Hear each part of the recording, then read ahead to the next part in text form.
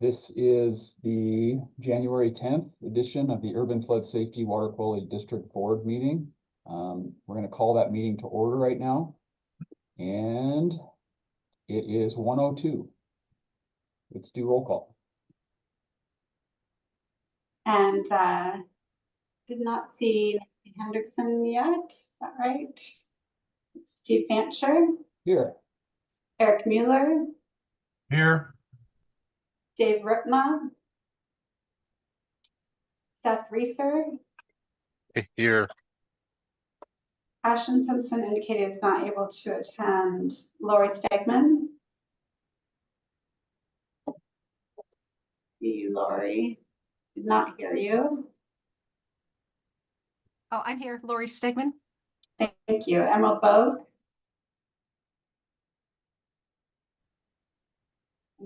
Corky Collier. Here. Michelle Altman. Here. Mary Helen Kincaid. I do not see Here. you. Oh, there you are, Mary Helen. Kenny Stephenson. Here. Eric Molander. Here. Thank you for joining us, Eric. Brent Cartwright indicated he is not able to attend. Ed Washington. Bob Salinger. Heather King. Here. Nancy Hendrickson. I'm here. Let's see, I believe Emerald Bogue is joining us. I am here, thank you. Oh, and that's the magic number. We got to 12. Thank you, everyone. So I'm missing Dave Ripma, Ed Washington, Bob Salinger. Excellent. Thank you. We'll see if they're able to join kind of along the way here, but that gives any single person the power to say no to what we're going to try to do first in the meeting. So I just want to mention that before we get started, we did reorder the agenda a little bit to try to get the votes up front. There are a handful of folks that need to leave this meeting early, including myself. And one of the votes is for an amendment to our bylaws, which requires 2/3 of our board to support it. So we need as many voting members as we can get. So I'm going to, at this point, Wendy, are you going to describe this one or would you like me to? Oh, you're on mute. Go ahead, Stephen. I'm happy to answer any specific questions about the bylaws. Okay. Or we have our attorney, Allison King, here. So just to set the stage a little bit for this item, and I'll mention that a more in-depth description is included starting on page 63 of the board packet. But you'll recall we've had past discussions about trying to elect a vice chair for the board, and we were unsuccessful in doing that with an attempt. An idea came forward to actually allow for 2 vice chairs instead of 1, which would give us more bench strength, if you will, to facilitate meetings and to just have more of a chair, vice chair, executive director team to help plan the agendas for the meetings and kind of run the business of the board. And I think that resonated with a lot of you. So we're here today to try to amend our bylaws, which right now only allow for 1 vice chair, just to allow a second. And again, the logistics behind that are described in your board packet, starting on page 63. I'll just go through them at a high level. But again, it allows for up to 2 vice chair positions. It doesn't require us to have 2. We could choose to have 1, but it allows for up to 2. And it specifies that those vice chairs, in the absence of the chair, will preside over the meeting and they'll alternate the duties. So the idea would be that, you know, I'm out of meeting and the first co-vice chair would lead the meeting, and then if the next opportunity came up, the other would lead that meeting. So pretty basic, pretty simple. And as far as the actual motion language to get this done. We are considering resolution number 2024-01-01. And the resolution spells out kind of more of the details around how this would happen. I'm sorry, I'm getting blinded right now, so I'm gonna shut my blinds. Sun is coming out. Okay, that's better. So at this point, I'm just gonna open it up to questions, and actually, before I do that, I want to mention I've talked to a number of you folks about meeting facilitation and the potential to have a third-party meeting facilitator to help us get through some of the difficult discussions we've got in front of us.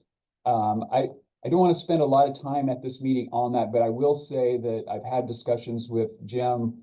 I think we're all kind of in alignment. We think this is a good idea, and if we're able to get the vice chair position or positions filled, then we'll have a serious discussion about the meeting facilitation and getting a facilitator in to help keep the business of this board moving forward. And I see Dave Rittman's joined us. Wendy, are there any others that have been able to pop on since I've been rambling on? Just Dave, we're at 13 now. Okay. Excellent. So at this point, I'd love to just to open it up. Any questions, comments? And we'll start with Mary Helen.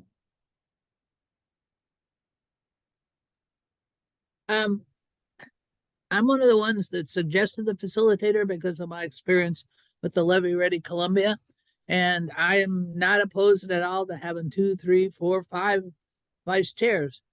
Steve had indicated his workload and home life, etc. We all have busy lives. I mean, I can't say that I have busier than anybody else.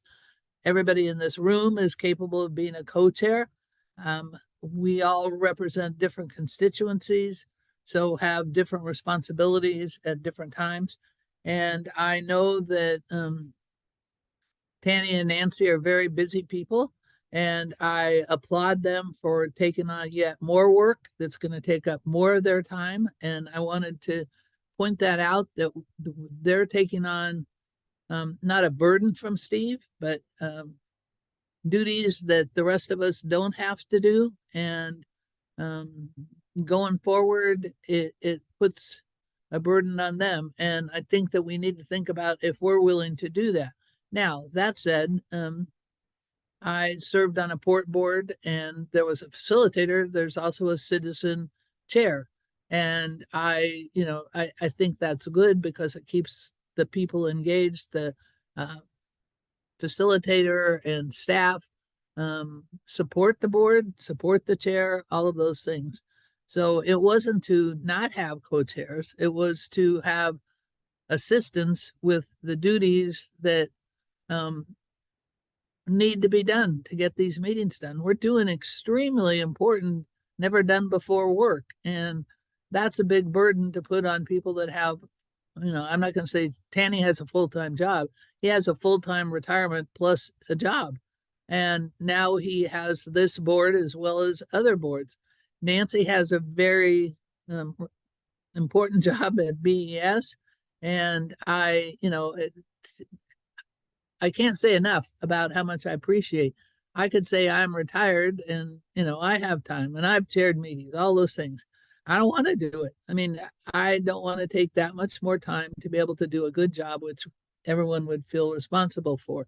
So my suggestion, and I had launched this before, is that we look at I appreciate Steve's comments, that we look at the opportunity to assist our vice chairs and the chair in their duties in steering this committee. We need representatives to represent us to staff and to a facilitator.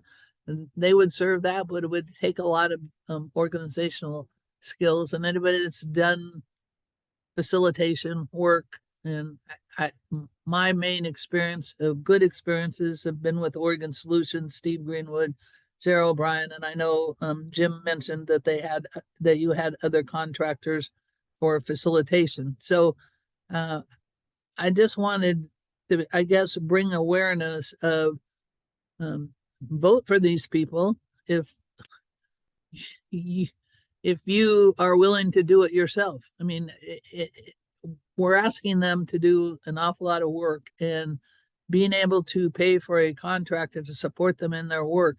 We have all sorts of contractors helping all kinds of staff projects, all kinds of our community engagement projects, all of those things. So I think this would be out of respect to the board to be able to help the board be even more effective than we are now, and comparable to how Levy Ready Columbia was operated. So Thank you, Mary Helen. that's my political speech on that. But Appreciate it. I didn't want to be portrayed as opposing vice chairs. I Yeah. just wanted to support the committee and the vice chairs. Thank you. Other questions, comments?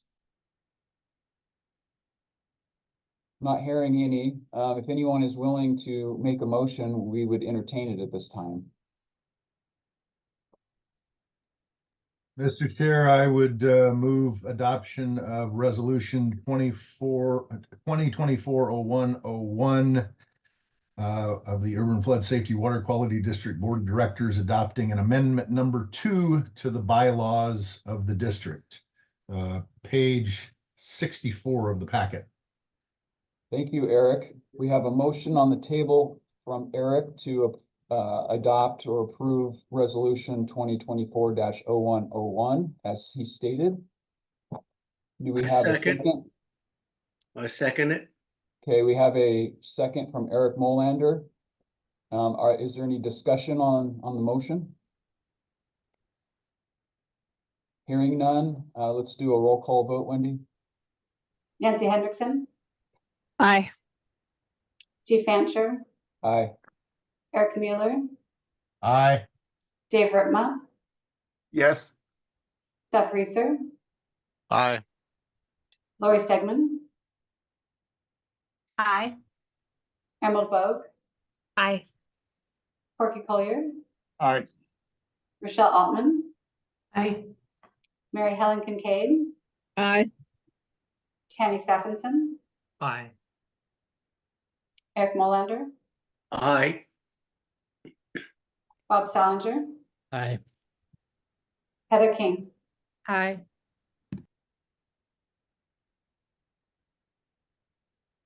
14 ayes. Excellent. The motion passes unanimously. Thank you all. I think this will be very, very beneficial to us moving forward. Eric? I just wanted to clarify, so it becomes effective, I guess, now? Is that right, or do we have to wait? I assumed it went into effect as soon as the motion was passed. I don't know that it had a date specified. Wendy, you can help me with that if I missed something. That was my intent as well. So I believe it can take effect immediately. Excellent. And we can move to the next agenda. Which is fortuitous. For our next agenda item, we would love to, with all of the members that we have present, I think we have a good shot at electing some vice chairs. You'll recall that we've had discussions, and we had, I'm trying to remember which meeting it was. I'm not going to get that correct, but in the past, we've had board meetings, discussions about having Nancy Hendrickson and Tanny Stephenson fill these roles. I think we still need, at this point, probably to have nominations before we would move into any type of voting situation on that. I just will voice my own support for both of those candidates for vice chair. I've got a lot of respect for both, as I do for all of you, but as far as their past experience, kind of either with Tanny serving on various capacities to facilitate these meetings, just my observations of Nancy's skills and abilities there, and gives me great confidence that if I'm out, they're going to do a great job. I think they represent interests on kind of all of our sides in this whole effort that we've been going through. So I think they could give you good representation. And I'll stop talking there and open it up for any other comments, questions. I guess I would like to ask one question though of Nancy and Tanny. If nominated, are you still willing to serve in this capacity? I see a shake of the heads from both of them. Thank you both. With that, Mr. Chair, I would move to nominate both Nancy Hendrickson and Tanny Stephenson as co-chairs, consistent with the board's previous conclusion. May I make a friendly modification to your nomination, Eric, co-vice chairs? Let me. Oh, I'm sorry. My apologies. My That's okay. apologies. I No, misspoke there. In fact, I'm just realizing I shouldn't have spoken because it might have freed up some of my time here. I second the friendly amendment. Thank you. We have a motion on the table from Eric Mueller to appoint Nancy Hendrickson and Tanny Stephenson as co-vice chairs, and we have a second from Eric Molander. Do we have any discussion on the motion? I'm hearing none. Let's go ahead and call the roll call vote. We could do, yeah, that's how. Should we do a voice vote? I think it would be okay to do it. Okay, let's go ahead and do a voice vote. All those in favor, please signify by saying aye. Aye. Aye. Do we have any opposed? Hearing none, the motion carries unanimously. Thank you all, and welcome aboard, Tanny and Nancy. May I do some business and ask the two vice chairs to pick a number between 1 and 100? You can put it in the chat if you want. I was going to say ladies go first, so I will defer to Nancy. Okay. Is this like a Price is Right scenario, Wendy, where We're gonna give a crown to 13, it's in the chat. Thank you, Nancy. What's that for? Do I Who get gets to go something? first? Who goes first? Go ahead, Tanny. Please put a number in the chat and I'll let the meeting resume.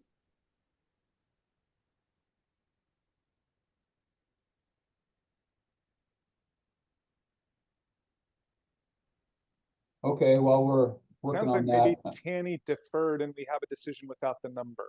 That's what I heard. So that Nancy's going to go first and Tanny second. Is that correct, Tanny? Thanks for the clarification. Great, we can all avoid doing a little math in this public meeting. So thank you for that, Tanny. Moving on now, thank you much. We're going to the audit presentation next. And Lori, are you ready to go? Yes, I am. I just wanted to take a minute to acknowledge our team. It takes a lot of time and effort on the part of our staff to pull together these multiple audits for these districts. They work long hours, they work weekends, and make sure that everything is pulled together and ready for the auditors to take a look. In addition, I know the auditors work a lot of extra hours too. This is a really busy time of year for them. So I want to say thank you to Janet and Angel and Karen for working so hard to get everything pulled together for the audit. And our partner is here today to present the end results of that. So I will introduce Mr. James Marta, and he has a presentation for you. You're muted, James.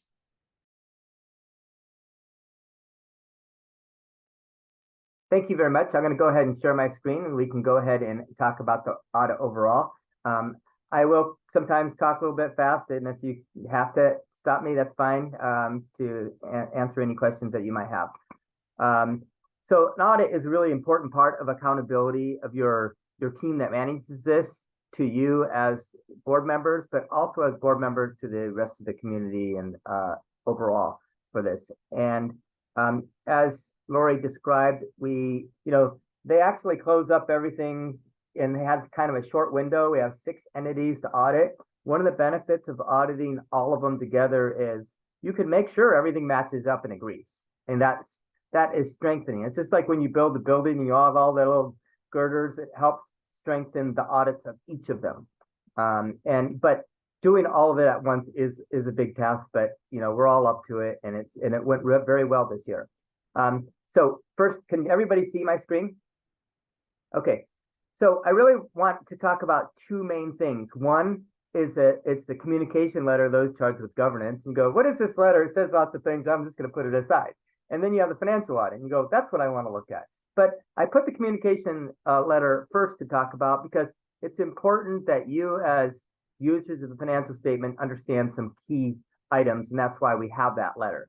That letter, one, it emphasizes what the responsibilities are. A lot of times people look at a report and they'll say, oh, this report is the auditor's report, but no, only the letter on the front is. The rest of it is really the representation of management, the management team. We just issue an opinion on that overall. Second, we have to report to whether there was any outside consultants on special issues, if we had any disagreements, and then did we get proper management representations? No issues. So that was good.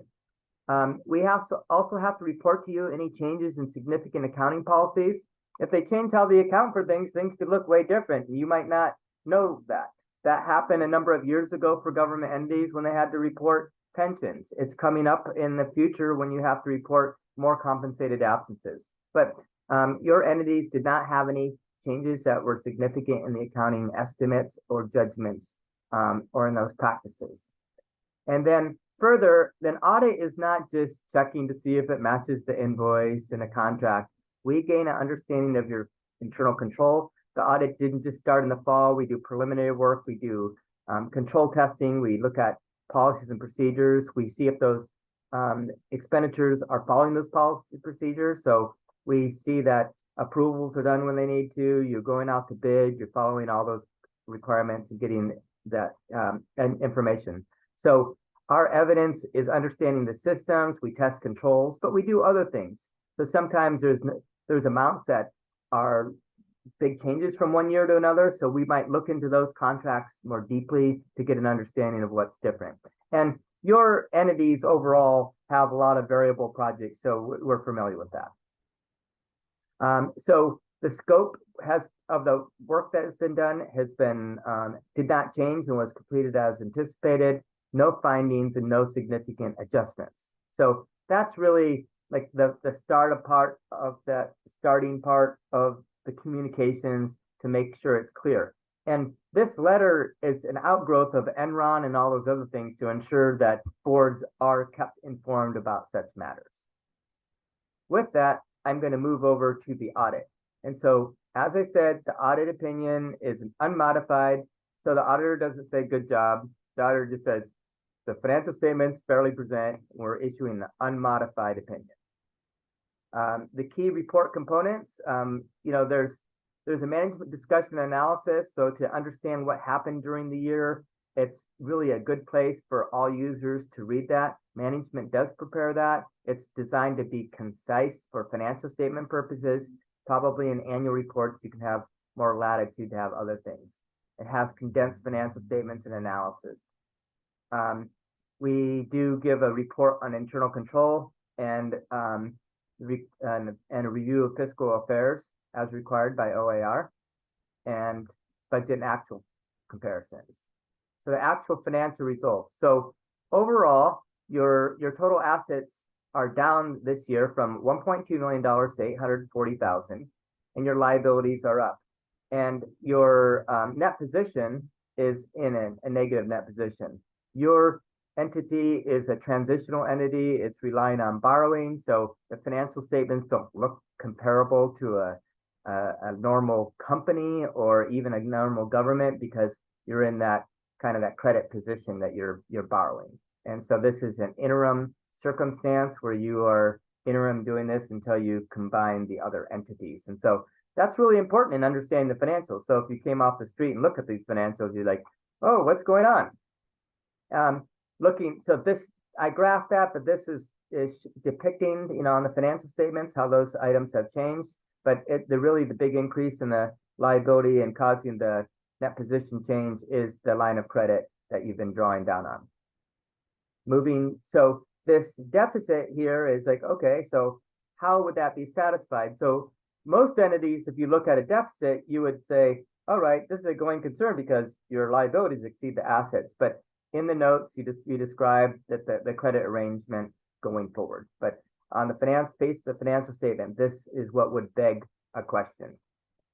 Moving on to the statement of activities, I described that you are basically financed by borrowing. So your revenues are quite small, $14,000, and your expenses are increasing as you are taking on implementation project. And so that's because you don't have the revenue, the expenses just turn into additional loss that goes into your amount that you're owing. And then this is the detail of financials. And so what was the other revenue? So it's not operating revenue, it's other, and that's down here. And that's just interest income that you had on some of the cash balances on deposits. So overall, a negative position because of the credit.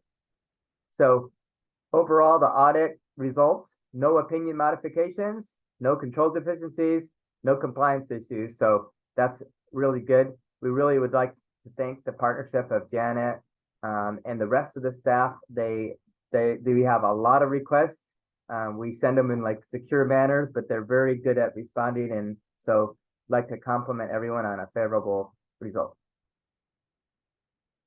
With that, are there any questions?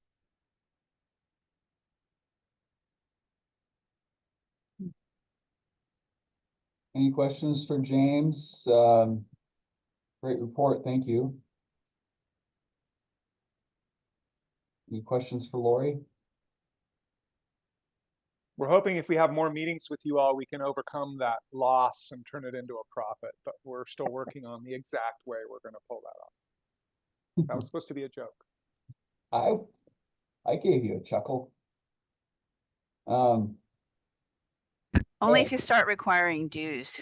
Yeah, that's exactly. That's what in my mind I was thinking. Well, $25 a meeting, and like the Rotary Club, you have to put some money in each time. Okay, well, thank you so much for the presentation. Give everyone one last chance to ask a question if you have it. If not, really appreciate the information. Great to hear. The results. And then Steve, we typically have the board just do a motion to approve the audit. Excellent. So again, you got a chance to ask a question. If not, I will take a motion to approve the audit that was just presented to you. Mr. Chair, I move to accept the fiscal year 2022-2023 audited financial statements for the district as presented. Thank you, Eric. We have a motion on the table from Eric Mueller. Do I have a second? Yeah. Second from Heather King. As stated, any discussion on the motion? Hearing none. All those in favor, please signify by saying aye. Aye. Aye. Any opposed? Hearing none, the motion carries unanimously. Thank you, James. Thank you, Lori, and everybody. I'm going to mention Seth Reitzer had to jump off early, so he did that. I'm going to have to jump off pretty soon, which I'm realizing this is such a great benefit of having multiple co-chairs, because after I jump off, I know Nancy's up first, but she's going to have to jump off, and then Tanny is going to run the meeting. So you're going to get all three flavors in one meeting of meeting facilitation. So you get to see all of us right here today. Let's go ahead and move on to our next item. And it's still Lori, but it's the cash flow presentation. And Lori, don't be offended when I jump off here, because I'm going to have to do it very soon. I will try not to be offended. Okay. Why don't I go ahead and share my screen? Oops. Oh, sorry, Lori. Oh, Wendy.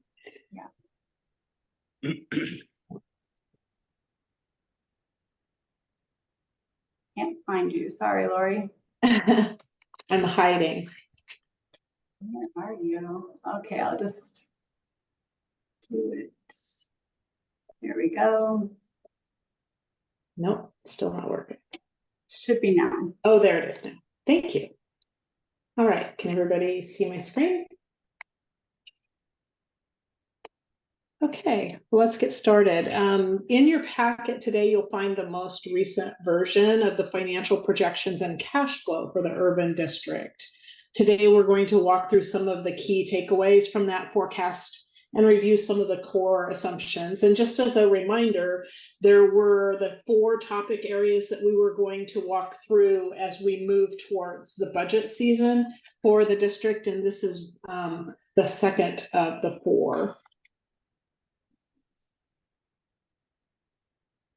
So first, let's just note that our analysis projects that there will be adequate cash flow to support operations, which is good news. This is particularly important given the timing of assessment revenues, which come later in the fiscal year. They start being collected in November. In order to further stabilize our cash position, we're delaying capital spending where possible and delaying our implementation of the new responsibility spending until later in the fiscal year. We do want to note that staff will continue to monitor cash flow as we proceed with the combination of the districts. And finally, later in our presentation, we will be looking at best practices for management of cash flow, including the needs for carry forward cash balances each year to fund operations in the months prior to collection of assessment revenues. Our current projections show that we'll have adequate cash to fund operations at the beginning of year 2 as well. This chart shows the cash available for operations from each of our districts. Of note is the MCDD cash balance, which has shown significant improvement from previous forecasts, particularly due to the collection of assessments on the partially leased properties owned by the Port of Portland. We do want to acknowledge the continued support we're receiving from the port related to this issue. I'd also like to note that the cash balances for Pen 1, Pen 2, and SDIC will be held as restricted funds and will only be used to support operations and projects within each of those legacy districts' boundaries. So when you look at that detail file that's included in your packet, you'll see that I don't show money coming in from those districts unless there are related costs for those districts included in that month.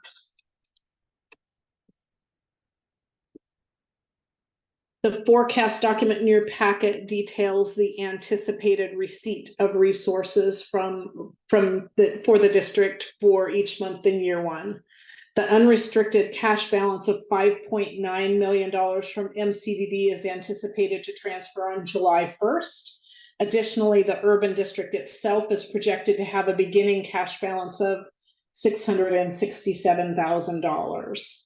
The legacy district restricted cash for Pen 1, Pen 2, and SDIC will be utilized to cover regular operating costs like supplies and electricity, to fund the fixed fee for administration and maintenance within each district, and time to align with project spending for projects within each district's legacy boundaries. The flood safety benefit fee will be collected quarterly, with the first payment in September. The bulk of the assessment revenues are projected to be received in December, which is consistent with historical timing of these revenues. Service agreements with local partners will be collected quarterly, and other revenues are anticipated throughout the year. On the expenditure side, operating expenditures are forecast to total $16.7 million. That should sound familiar to you. That's the last forecast that we looked at as a group. The assumptions around inflation are included in that forecast document, and they remain consistent with the previous forecast. So those are the same assumptions that we've been using since that previous forecast. The personnel costs are paid every 2 weeks. So the total budget has been divided across the months using that allocation, recognizing 3 pay periods in September and March. So you'll see that the personnel expenses are higher in September and March because we pay out more dollars in those months. Materials and services have been divided with slightly lower spending in the summer, reflective of lower electricity costs in those months. New responsibilities, capital asset preservation, and contingency spending have been mostly moved to the final 6 months of the year to reflect that cash flow management that we talked about earlier in this presentation. District-specific project costs that weren't contemplated in the operating forecast have been included in the cash flow projection. These costs will be paid for by the restricted funds from Penn 1, Penn 2, and SDIC, as well as funds from MCDD, depending on the location of the project in the legacy district boundaries. The annual round of PMLS PED funding will occur in August. For Penn 2, the 13th Avenue Pike project will continue with completion anticipated in early November. A portion of the Salmon Creek / No Name Creek dredging is anticipated to occur early in the summer. You can find a summary of the anticipated spending of the restricted legacy district cash balances in the forecast document in the packet. This chart shows us exactly what we want to see, that the cash balances, which are reflected in the green line, continue to exceed anticipated spending each month in year one. So we have enough cash to cover the spending in each month.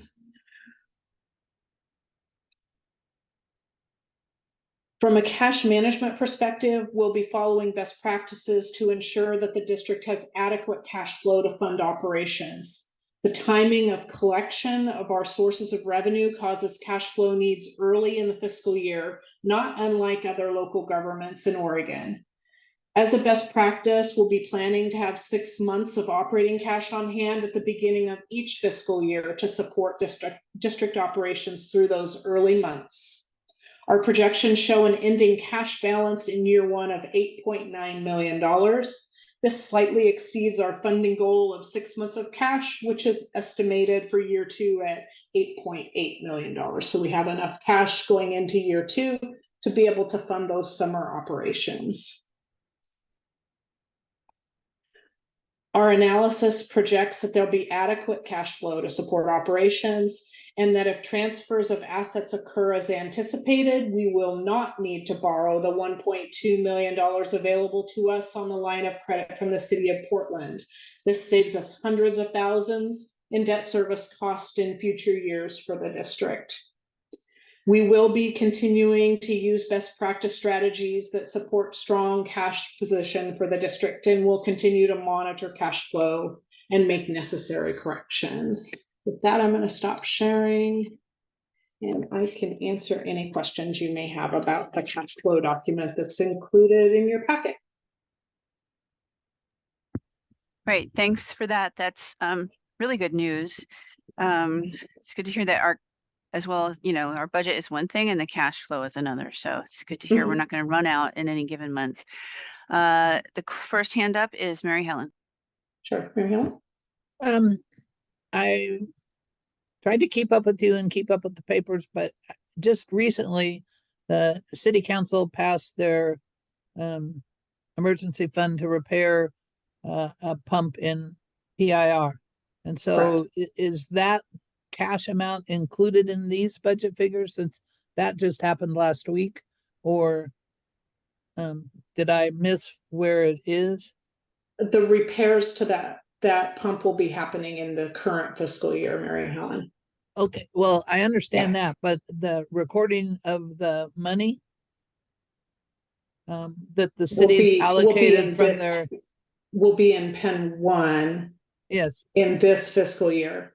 So we are rebuilding that pump station, and that is all a grant funded project through the city of Portland. So it's not included in the cash flow. It's a capital project that will continue to get grant funding passed through the city of Portland. Okay, so that's a bigger project, and that's a multi-year capital project. Okay, and so we means Penn 1. I'm just trying to see where money goes if people give us grants, because when you said that the money would be spent within the boundaries of the legacy district, it doesn't specifically say a particular project. It just says within the boundaries.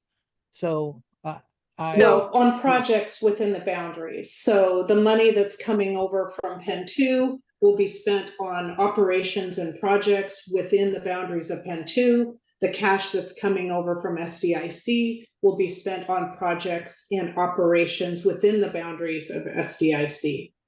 Correct.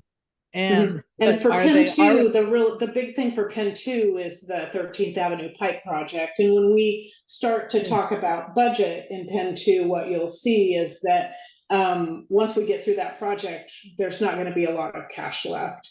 Okay.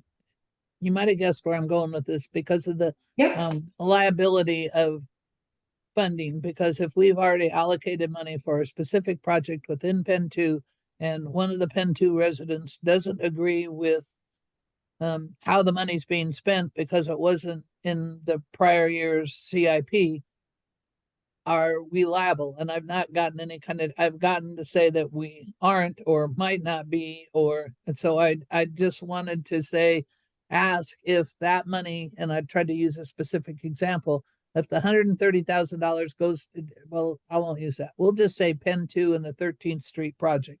And if someone at MCDD or a contractor or consultant says, oh no, we need to do this and this and this, and it's not a specific action that the board had adopted in that year's budget. Those funds will be restricted, Mary Helen, so I will Okay. not be able to use them on anything other than projects specific or project. operations within that boundary. Okay, so no new projects or operations, just what had already been. Well, there may be new projects that come about in the CIP that are within that district boundary, Okay, but it would be in the CIP. okay.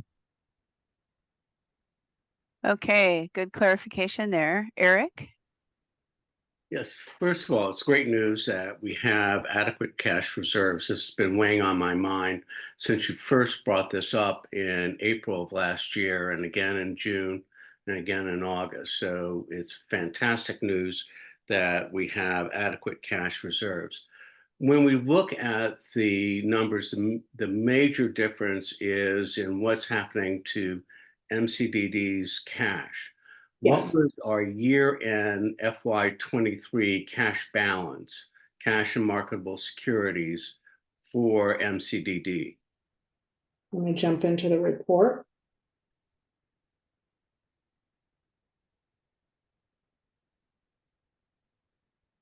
And are you asking, Eric, for year-end 23 or 23. projected for 24? Well, let's do both. So 23, what was it? Hold on, I don't have that pulled up. And the timing of the payment from the port was a little odd that year. I don't know when we booked that. We Oh, received man. that in 23. Okay. And while Lori's looking that up, I'll just mention this because I have to sometimes like, well, which budget is this and what year is this? So what Lori has presented to us today is the Urban Flood Safety Water Quality District cash flow for fiscal year 25. 24, 25, yes. Right, which starts in July of this coming year. So, and it's just that district, our district. So Correct. in case any of you were like scratching your head like I was, I just throw that out there. Okay. Okay, Lori. Okay, so MCDD at June 30th, 2023 had total cash balance of 7.9 million. 1.8 million of that is restricted. So 6.1 million is unrestricted cash that can be used for general operations. They also had receivables due from the other districts of $486,000. And they had short-term payables of $983,000. So when you net all of that out, there was $5.6 million worth of usable cash to fund operations at June 30th, 2023. When I roll them forward, they have cash carry forward estimated at June 30th, 2024. That's unrestricted of $5.9 million. Okay, and so Lori, in your budget for MCDD, you had a slightly higher number for restrictions for capital purposes. Yes. So 1.8 was operating and almost 6.9 was in capital reserves. Correct. Have you included capital reserves as usable cash balances? Part of it. So there are reserved funds that are not restricted that have been identified by the MCD board to be used for projects, but they are not restricted funds. There are restricted funds from the capital debt that will continue to be restricted and will need to be used for capital. So there's two pieces to that. Right. And part of it just is fluctuations in how we've used the funds as well. So the budget is our best attempt at estimating what those numbers are going to look like, but then we get the actual information from the audit. So I started with the audit with this cash flow. Okay, and so basically, what we have is we have funds within the capital accounts that are restricted and other funds that are unrestricted but still have to be used for capital, correct? When those unrestricted funds transfer over, it will be the prerogative of the board to determine the use of those funds. So it will be up to the urban to say, of the roughly $6 million worth of restricted funds from MCDD, how much of that are we going to transfer into unrestricted, correct? Correct. Okay. So it comes in So as this- unrestricted, and then if the board adopts a reserve policy, then we will implement that reserve policy. And that'll be one of the first things that we start talking about as the board with the urban district when we transition is what is our approach to some reserve policies and planning for reserves for the district. Right, and so so where that leaves us is that the board will have to make a decision July 1 as to whether or not we take all or some of the current capital reserve for MCDD and turn that into available cash or unrestricted cash, correct? Just the opposite, actually. It comes in as unrestricted, and the board then will make decisions about reserve policies. And I think you would do that as part of the budget approval and adoption. So that would happen prior to July 1. Got it. Okay. And when do you anticipate that we'll have those discussions about our reserve policies? I anticipate that it'll be probably in the first quarter of operations for the new district to look at the policies. Okay. Thank you. Great. Let's see. I don't see any other hands up, but I'll pause a moment.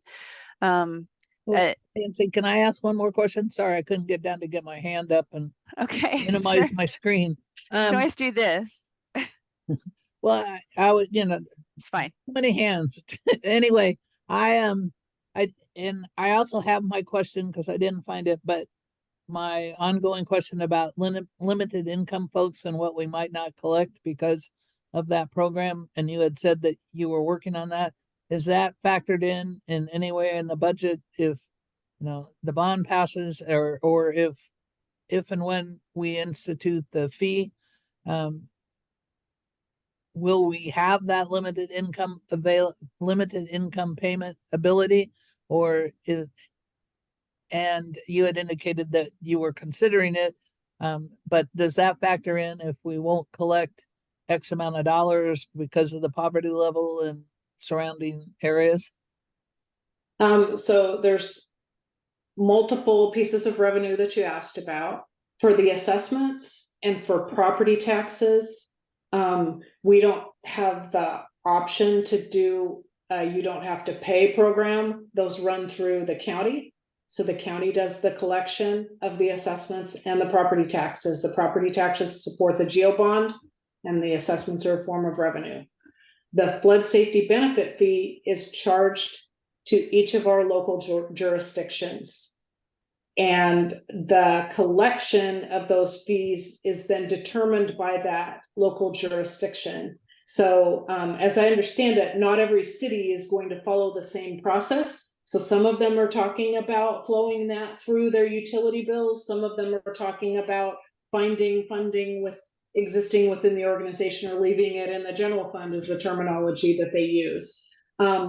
In any of those cases, if it runs through their utility collection mechanism, those jurisdictions already have a low income program that would be allocated to those billings as well. So it's really going to flow through each entity that's doing the billing, but our flood safety benefit fee is a charge to the jurisdiction itself.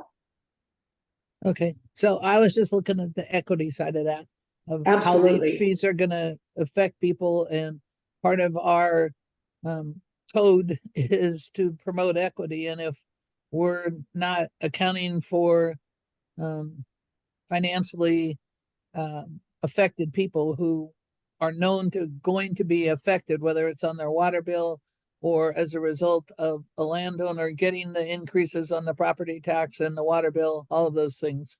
So that's why I asked it. I guess I'll continue to research that because I think it's a very strong part of our equity assignment in doing this. And it's not very equitable to not try to promote that with the cities or afford that to the cities. So, okay, thanks. You're welcome. And Tanny is up next.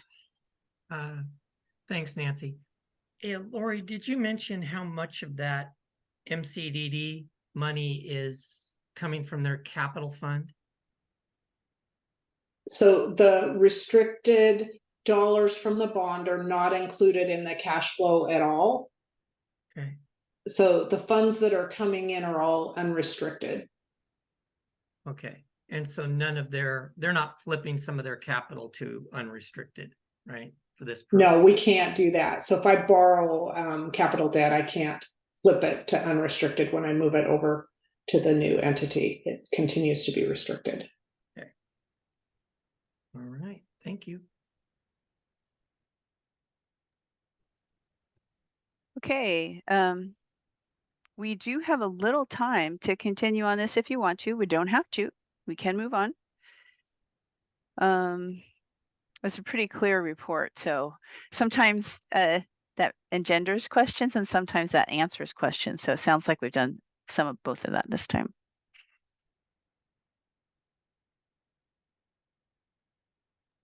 If Oh. additional questions occur to any board members, please reach out to me and we'll be sure and set up time to try and be as responsive and as prompt as we can as you have time to dig through some of the details. So we're happy to answer more questions or set up additional conversations as needed. Thank you, guys. Sorry about my Zoom. It keeps stopping. Well, we can hear you, so that's good. I will, I'm gonna pile on top of Mary Helen's comment in terms of equity and affordability. In any case, it's all the same people who are funding this effort that we're doing over the long term. And I just want to point out that as long as we continue to have 5 or 6 or 7, I can't keep track, number of boards, it's a lot of work. Like once we turn into one board, actually a bunch of the administration will get a lot cheaper and we'll be able to spend the money on something else. So keeping that in mind as we have our eyes on the prize of transitioning into the setting up the funding structure, et cetera.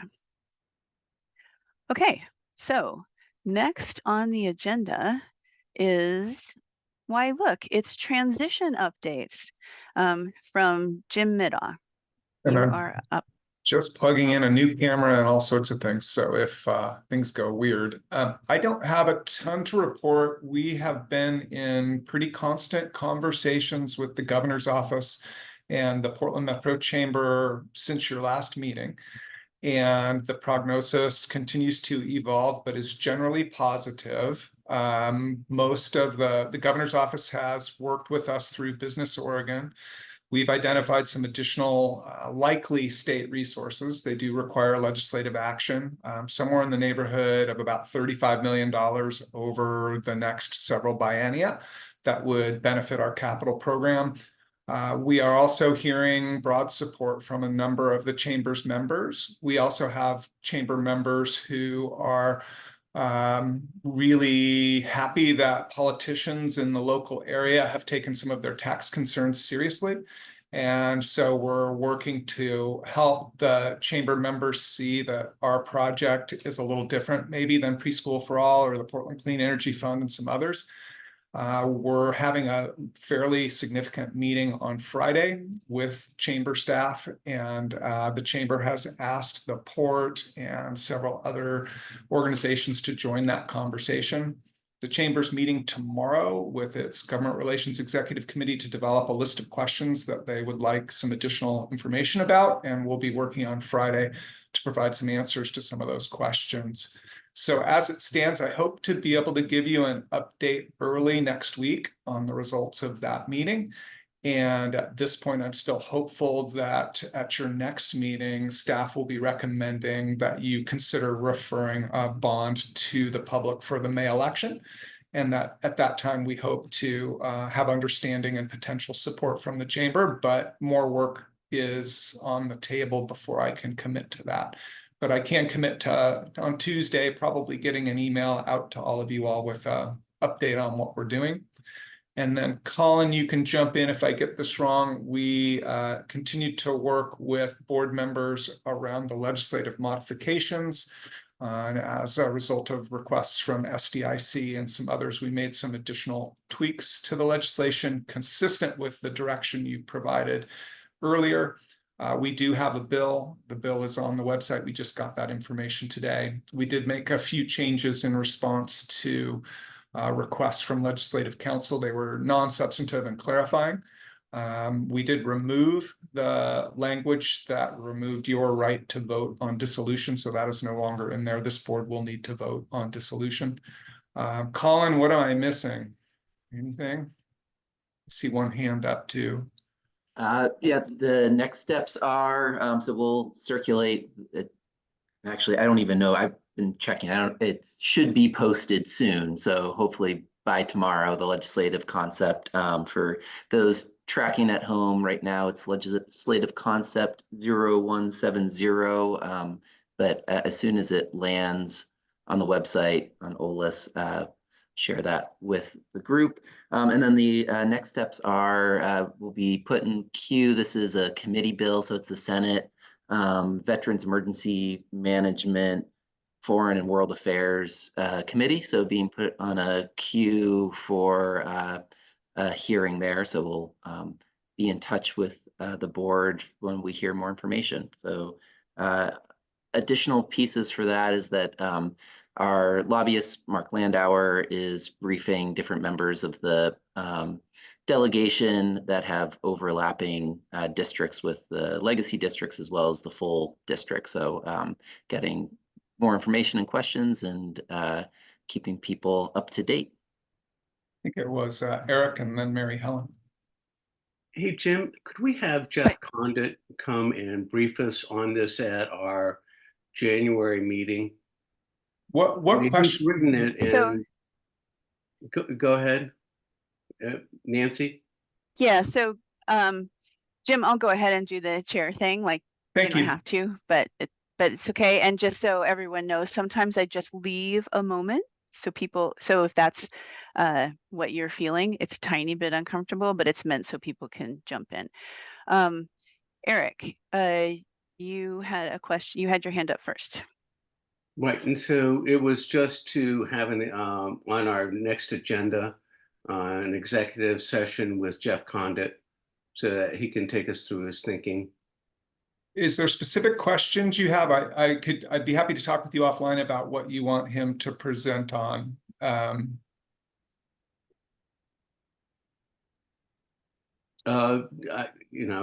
He's the one that's writing this, and I'd like to hear from him. Do you have? Do you need to speak for him or? No, I guess I just would need to. I want him to prep himself, and I guess he drafted legislation consistent with the board's policy. So he's also very expensive. So I'm just would like to make sure we know what to ask him to prepare to present on.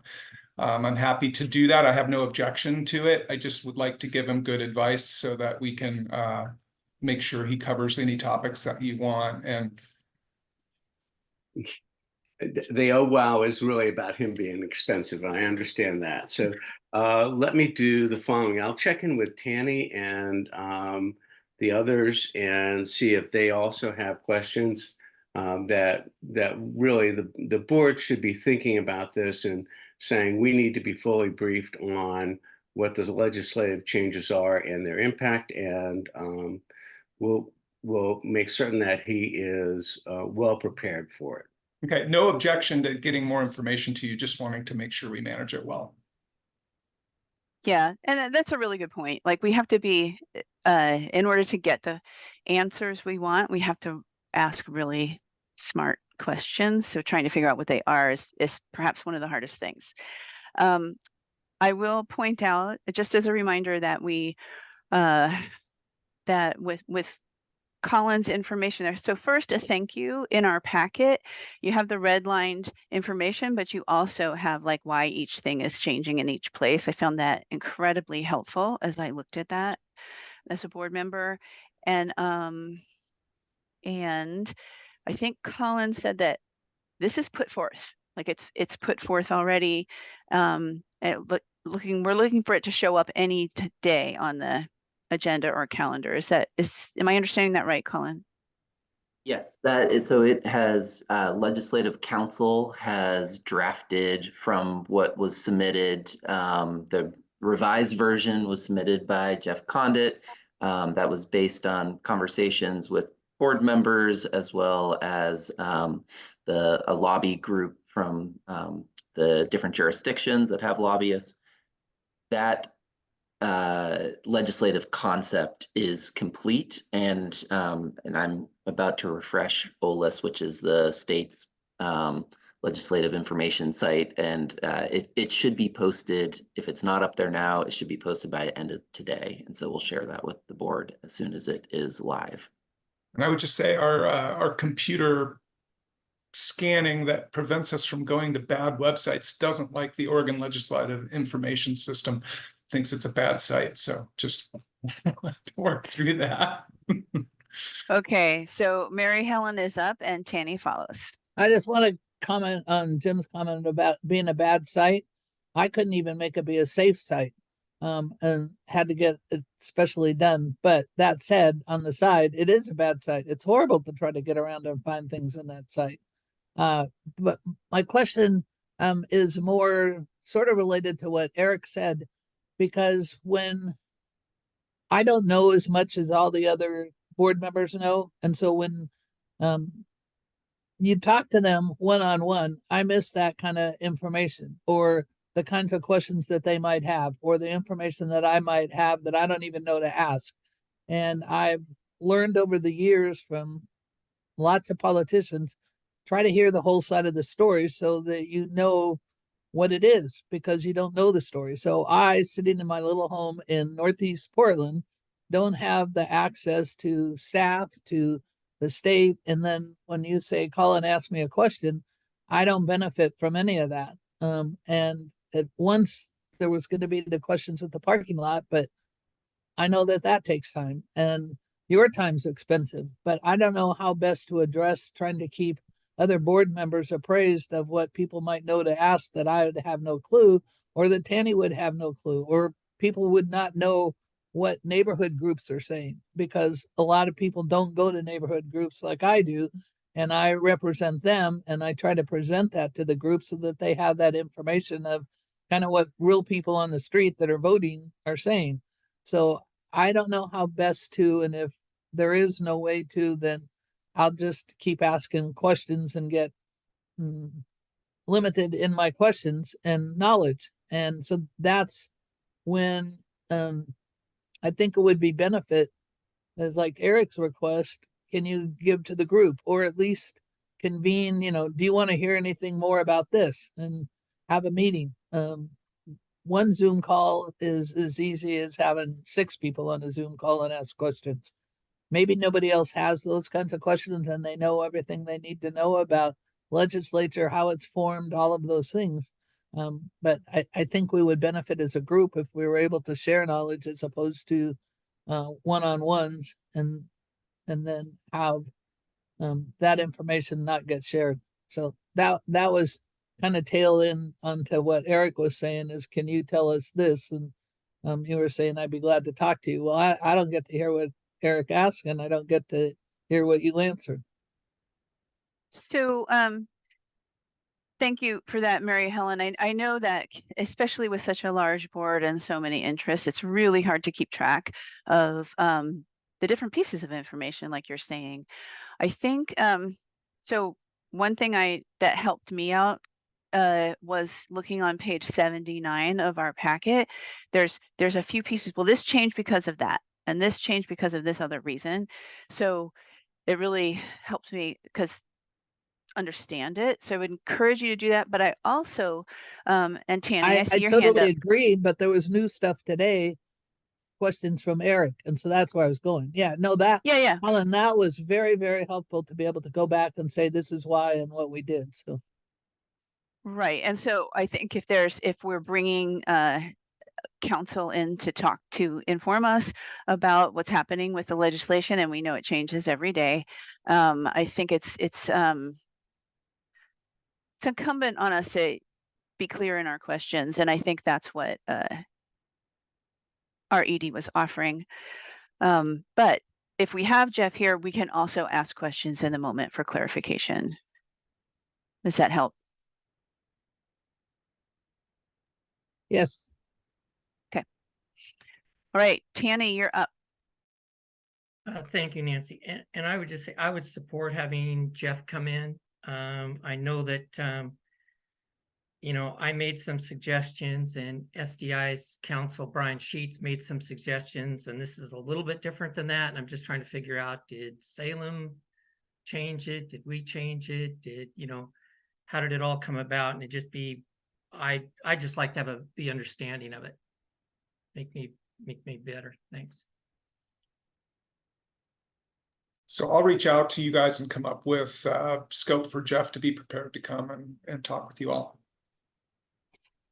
Yeah, and as you do that, Jim, I'll just remind everyone that if you reply, so when everyone's on the CC line, in order to comply with public meeting law, we don't want to be having conversations on email because it's not announced.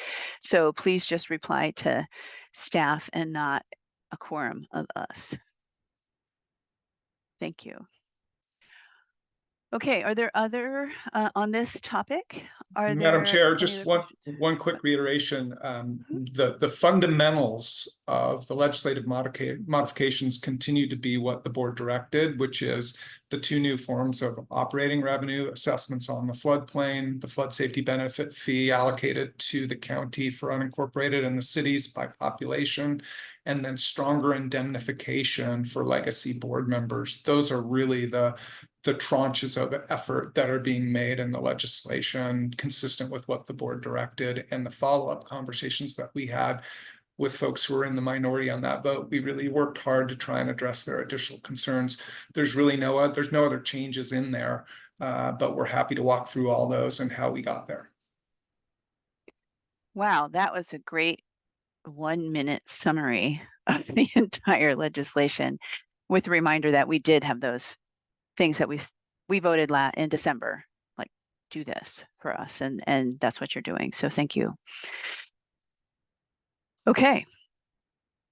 So with that, there was no action the board needs to take on this, but we did want to talk through pieces and understand. I think we've heard loud and clear. We don't have to take a vote or anything, but there is significant interest in going over this with the legislation with Jeff Condit. We'll try it, work with the chair and try and fit that into an upcoming meeting as soon as possible, because it's all moving forward very quickly. Okay, folks, our next our next agenda item is the PMLS and FEMA accreditation update. This is our last agenda item of the day. Mark Wilcox is going to give us an update on the project and the accreditation. So I'll just say in advance, I got to jump off at about 2:25. If we're still going, Tanny, the baton is to you. Okay, Mark, would you like to take it away? All right, thank you, Nancy. Just getting my screens all set so I can see your reactions to my hopefully riveting material. Thanks for the opportunity to brief out on this. Can you all see my screen? Okay, Just Yes, one. but I think Mark, a part of one of your other screens is covering. Yeah, I'm trying to deal with that. Like I said, when you're working with, I feel like I'm in NORAD, like down in a bunker somewhere with monitoring the world's activities with these 3 screens. Sometimes they behave.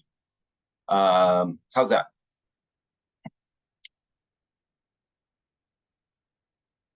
Okay. That's great. Okay. Well, thanks. It's been a while since we had the opportunity to brief you all on our progress. A lot has been done over the course of the last 6 months, and on both the PMLS and the FEMA projects. I believe Colin was going to kick us off. Yes, well, first I want to thank Mark for being here. Mark is the project manager on the Portland Metro Levee System study, our partnership with the Army Corps of Engineers, and all the many spinning plates connected to that. And he's also the project manager advancing the design of the certification projects that aren't included in that PMLS project. And he's been doing an awesome job, and with the support of other MCDD staff, Bill Owen, Kevin Severson, Amber Ayers, Carrie Sandeman, Randy Lyons, and Josh McNamee, as well as others. It's been an awesome effort with a lot of partnership support. And so just want to really thank Mark for that great work. This is the work that is the bridge between our legacy districts, Levee Ready Columbia, and transitioning into the new district. It's work that was started at the Levee Ready Columbia table, really addressing the loss of certification on our levee systems, and the sort of everyone having a little bit of responsibility, but no clear single responsibility as far as investigating, addressing deficiencies, and then recertifying the levees to maintain accreditation. So just wanted to start with a little bit of a why are we here? And one part of that is literal. We are at the bottom of the Columbia River Basin. And so it's one of the 4th largest river systems in North America. It is just a massive amount of water that finds its way and goes right past our levee system. We know, and the Army Corps of Engineers studies support, that changing weather patterns due to climate change are bringing more frequent, more extreme rainstorms and changing when that weather happens. So more rain on snow events that are happening during the winter, as opposed to what's called the spring freshet, when snow melts normally and when the Columbia River Treaty dams can actually control the water.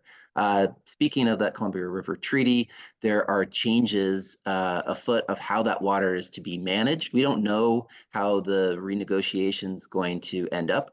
We are strong proponents for the continued planned management of those dams that are upstream, but there's a reality where those might be called on-demand dams, so that the US government sends less money up to Canada, because Canada no longer wants our electricity. They would rather have the cash equivalency. So there is less management in the system that is possible in the future. Through our levee certification studies that was championed through the Levee Ready Columbia process, we've identified multiple deficiencies that do require substantial investments. Your board is familiar with those as we've gone through them in our bond package development. Around levee certification, at least on the levee system, that really is around seepage performance issues, height of the levees, as well as a number of control structures that we can't operate and don't meet sort of the standard of being able to actually practice and operate, use those with any regularity. There are some other compounding issues, changes in federal standards that came out of Hurricane Katrina and Superstorm Sandy.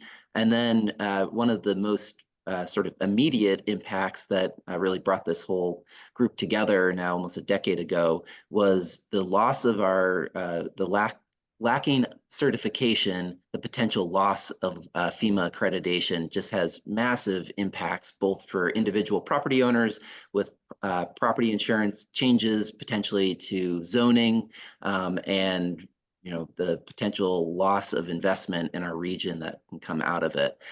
So you, the Urban Board, are the Levy Ready Columbia IGA board. That was something that was done almost 2 years ago. And so you are responsible for moving these projects forward. Mark has been doing a great job with the design effort. We've been able to leverage our Levy Ready Columbia partnership dollars with Business Oregon dollars to advance these projects, about $800,000 for the non-PMLS certification projects, and right around $6 million for those PMLS projects. So we've been able to bring in state funding to do more, and I want to hand it over to Mark to give an update on where we are with those. Great, thanks, Colin. And I do want to say that included in that list of partners is we've been doing a lot of work with the city of Portland, which constitutes a significant portion of the project, and we've been also reaching out to other partners. So wouldn't be here where we're at without all of them. This is sort of the high note, big picture, and you'll notice that there's some highlighted items. That those are highlighted because I am in the process of reworking all of our numbers, and those were our 2023 non-escalated numbers, and I'm working on that, so to make sure that we're up to speed with the actual numbers and our needs. But fall 2023, we began the PED. For those of you who aren't familiar with PED, it's our design phase. It's preliminary engineering construction, preliminary engineering design, or pre-construction engineering design. And as Colin pointed out, that's the price tag. The fully escalated value will be about $6.2 million. But we have taken advantage of those Business Oregon grants to bring those costs way down. I think it computes to 7% of the $6 million is actually paid for by assessed fees. So the actual price tag of PED is about 18 million at 2023 levels, and so we have leveraged our resources to the max. I have a slide that talks about what we've been doing during design. But big picture, the next big activity will be real estate services RFP award, and maybe wondering, like, well, why do we need to get a jump on that? And we'll talk about that some more too. But our about 30% of our overall cost share is real estate acquisition, and that means mostly easements, very few fee title purchases, with a few exceptions. And so, but that is still a tremendous effort. It's still a tremendous cost. We usually plan about 90% of the actual fee title cost, or is what the cost of a permanent easement is. So that $2 million over 6 years is what we expect to pay for real estate consulting services to help us with the approximately 200 parcels that we have to acquire. And some of those are very tiny, and some of them are very large. We've briefed on that in the past to the legacy boards, and we'll be happy to present that in the future as it becomes more relevant. There's a lot to absorb. So we expect to actually begin acquiring real estate, mostly our high risk or properties of opportunity, starting next fall after we've secured funding for those purchases. So the number there says 13 million. That was the 20 previous level, and it didn't include a contingency. We expect that number to be closer to 16 million at this point. Then when do we actually roll up our sleeves and get some shovels in the ground? And what the course plan is, and I'll talk about this again, is basically to put together a small manageable increment. They've decided with our help, that a pump station increment would be the wisest thing. It was very discreet, fairly simple, easy real estate acquisition. And so we're going to put together that sort of walk before we run. And those will be some significant improvements to our system as well. So that we expect a project partnering or construction agreement to be signed on or about spring of 2025. That's, you know, the schedule is going to shift here and there as we move, but the Corps has been pretty good about keeping on timeline. It says $1.1 million there. There will be some real estate acquisition in addition to that, but that's some of our minimum cash payment that's required to the Corps for this project, rather than cost share. So, so we then expect probably summer of 2025 to begin moving dirt. Just behind that will be the first levee and flood wall increment. And currently the Corps has two increments or two phases for pump stations and levees and flood walls. So we'll be happy to share more with that, but I'm just trying to give you a very high level picture of this. So that you see that $24.9 million, that's the relocations and utilities costs. That is one of our largest shares. As we learn more, we continue to refine our schedule and our cost outputs, and I'm learning that we need to push some of those costs forward more, but I don't expect that to be, that 24.9 will be distributed throughout the remaining 3 to 4 years of construction at that point. So this number here, this was on the Corps' very optimistic, no slack project management schedule. I think the real construction complete date will be somewhere late 2029 or possibly stretching to 2030. But the Corps sets ambitious goals so that they can, and then they are forced to relax them when reality faces them. But does anyone have any questions on this before I move further? Like clarifying questions. We'll have time at the end. Mark, I just have one because of the real estate services and acquisition. Does that include the part of the golf course that is hoped to be okay? How's that going? Because I'm hearing varied stories about all of that. Yeah, I know that you've expressed some concern about that. I think Well, concerned, but it's because people say things to me that they might not say to you. Absolutely. Sure. I think we've been working for about 1.5 years with the city task force to build a good partnership. I think when there are concerns, we work to address them. You know, I think until something's in writing, and until all the uncertainty is resolved, you are probably going to hear concerns. But I think overall, we've set up a framework where we can have discussions. We can escalate problems that you know, if things aren't being met substantially. Our goal is to lay a solid groundwork so when it comes time to negotiate those agreements for things like the golf course, it will be on good footing to have an agreement. And I think it's important to note that the city also recognizes the importance of it is not just an inconvenience to them or a potential impact to them. It is also protecting their assets in the long run as well. Yeah. So I guess what my concern, well, and this might be answered once you get into negotiations with them, but if the alternative of building on the other side of the levee, as opposed to taking up golf course land, if there's an alternative being offered, or it's take your land or the highway and you get into eminent domain discussions.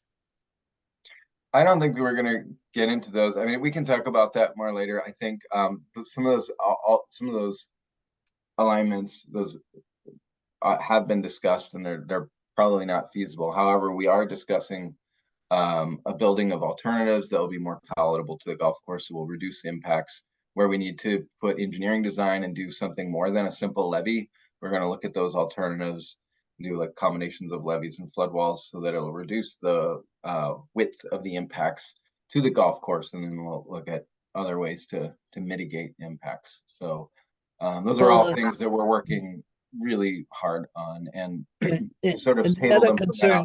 concern, is Yep. the heron rookery and Audubon's interest in preserving that natural state. So anyway, Thanks. I'll just say the heron rookery was addressed by the recommended plan. The Corps shifted their footprint farther away from the heron rookery, so there should be no substantial impacts at this point. There are still some impacts to some of the water, waters, the or wetlands within the golf course and some of the golf course features, but I think we're covering down on just continuing to work on our mitigation strategies for those. But the rookery, those birds are protected under the Federal Migratory Bird Act, and so the Corps is beholden to that and needs to address that. And so far, we think they have by moving the flood wall alignment further south and away from the rookery. Okay. Right. Thank you, though. Okay, go ahead, Mark. Thank you, Tanny. As Colin alluded to, the deficiencies, I think most folks are pretty familiar with these set of projects. This will be in the PowerPoint if you have any questions, particularly on the color coding. We really are just trying to bring attention to components that were previously identified by our FEMA work. Then there was components that were taken up by the Army Corps project. Those are in purple. I should say that, and then there's another color for projects components that were newly identified by the Corps and included in the PMLS project. Those are the purple items, and then the orange items are what we're sort of referring to as our FEMA projects, the ones that are not in the PMLS. So I'll talk a little bit about 3 of those, and the 4th orange blob there, we hope to be addressed through the Interstate Bridge Replacement Project. So we are in close coordination with them to build that in, because they will be regrading substantial portions of that area up by D. So very simply put, we're in the thick of it now.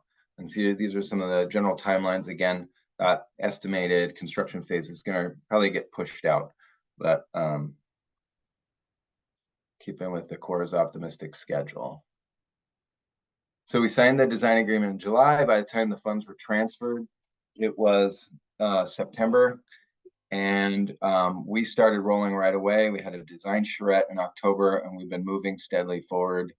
And actually, right after this, I'm heading down to the Corps to go participate in a design meeting with PBOT and the Corps. So a lot of partner collaboration. Right now, we're just trying to front load some conceptual expectations for the Penn 2 Columbia River work. So the first set of the 30% design plans will be at the end of summer 2024. And we are taking steps to make sure all the stakeholders are involved.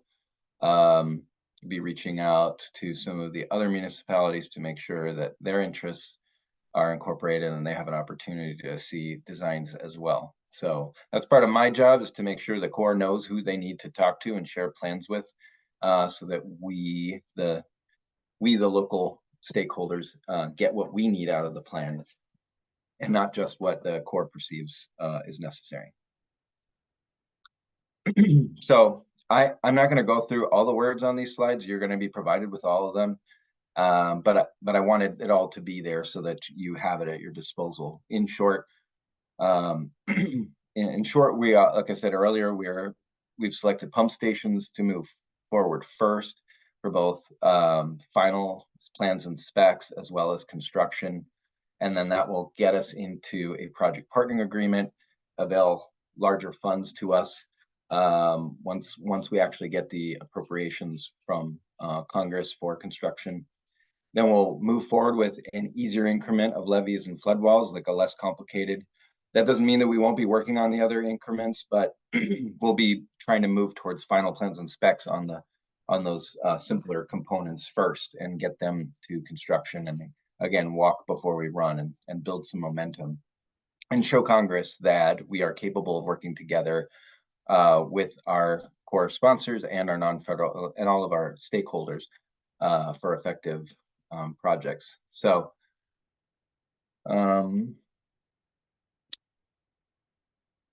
okay, so the question is, when do we know the exact order of events and what's going to be moving when?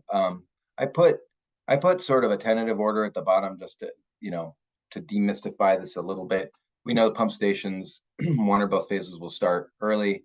We probably know that the levee raise and the very complicated work in the Bridgeton Marine Drive area will probably be the last phase because it will have so much lead time needed and so much complexity. And then all those middle projects, all the work in MCD, SDIC, Pen 1, all those levee and flood walls, that will probably be sandwiched in the middle.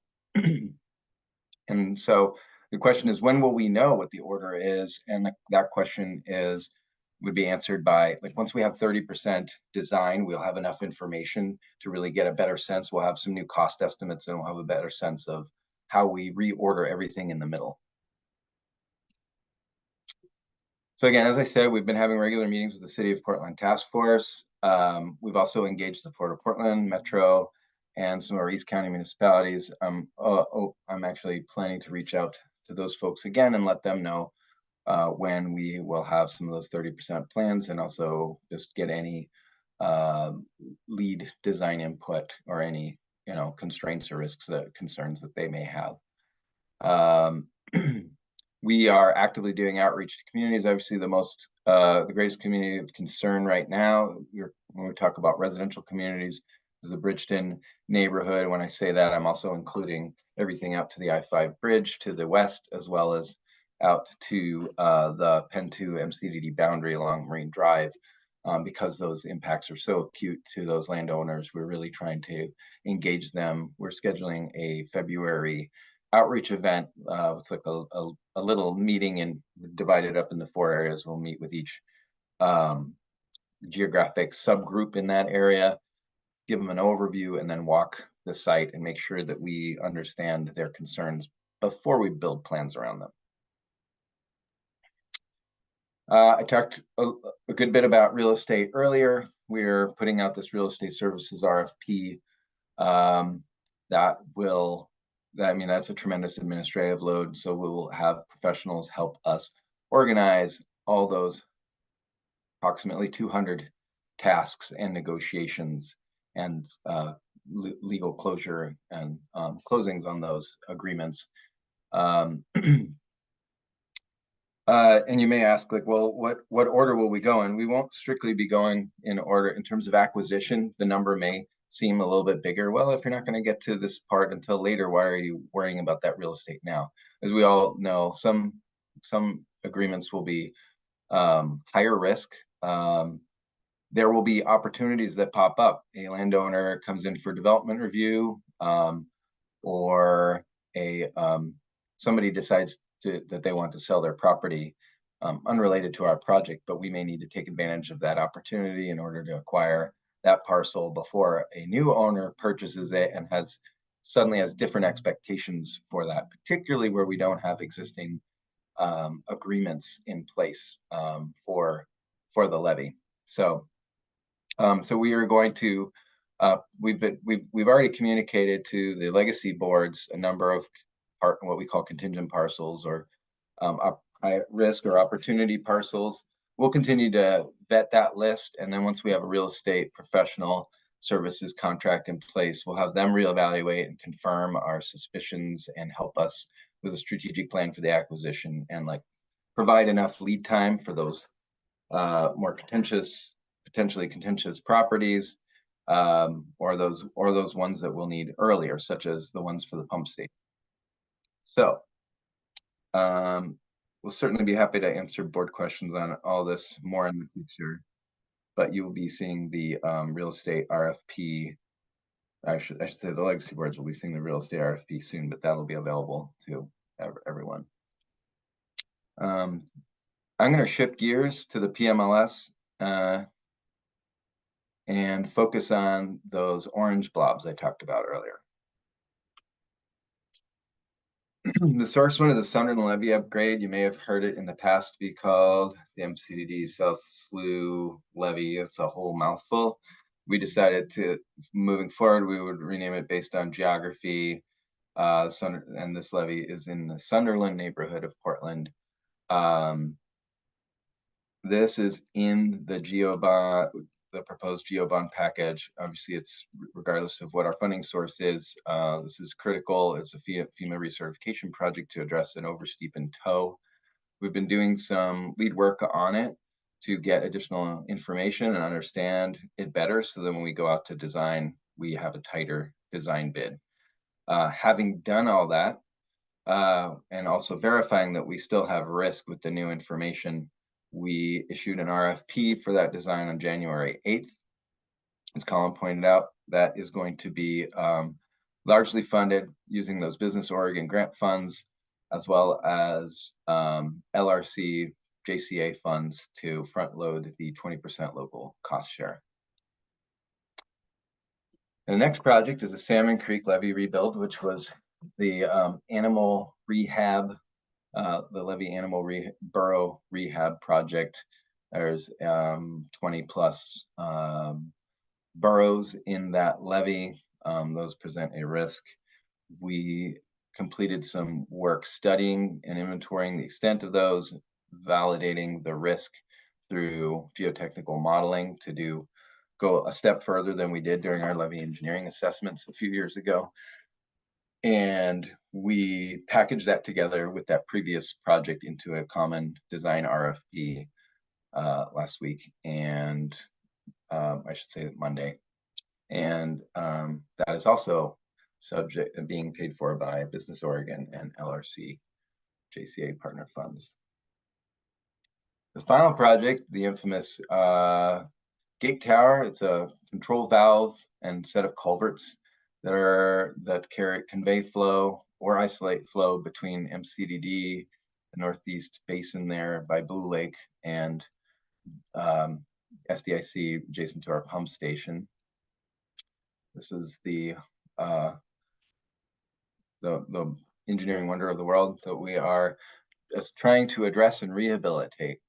There are two 42-inch culverts, 300 feet long, and the system is not operable. And so what looks like a simple fix, when you imagine pipes running under 40 feet of levee, having to inspect those pipes and having to do in-water work, it all makes for a complicated project. So we've done a lot of pre-design work and evaluation, and this summer we are going to be ready to go. We're putting out an ITB soliciting for a general contractor that will sub out the pipe inspection and pipe lasering work, and that will help us guide our alternatives.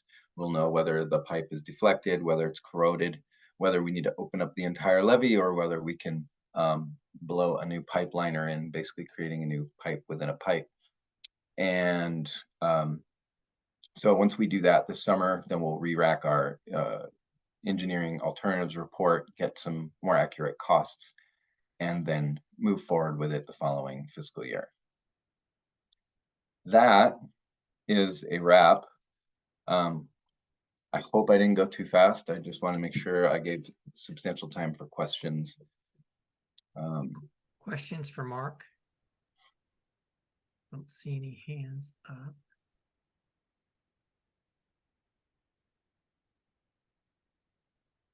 I don't know if I am just so thorough or I've just bludgeoned you to death with information. No, nicely done, Mark. I appreciate it. Great. Glad to hear it. A and B. Okay, if there aren't any questions, then I think we can move on and adjourn for today. Thank you, everyone, for your time and attention. Your staff is really grateful to all of you for your services and advice. Hope you have a lovely afternoon. And we are grateful to them. Thank you. Yes, we are. Okay, if no one has anything else, entertain a motion to adjourn. We'll see you all at the port on the 23rd. For those of you that will not be online, we'll be meeting in person, and I will send detailed directions. Right, And I move that we adjourn. okay. Second. Second, we have a motion and a second to adjourn. All those in favor signify by saying aye.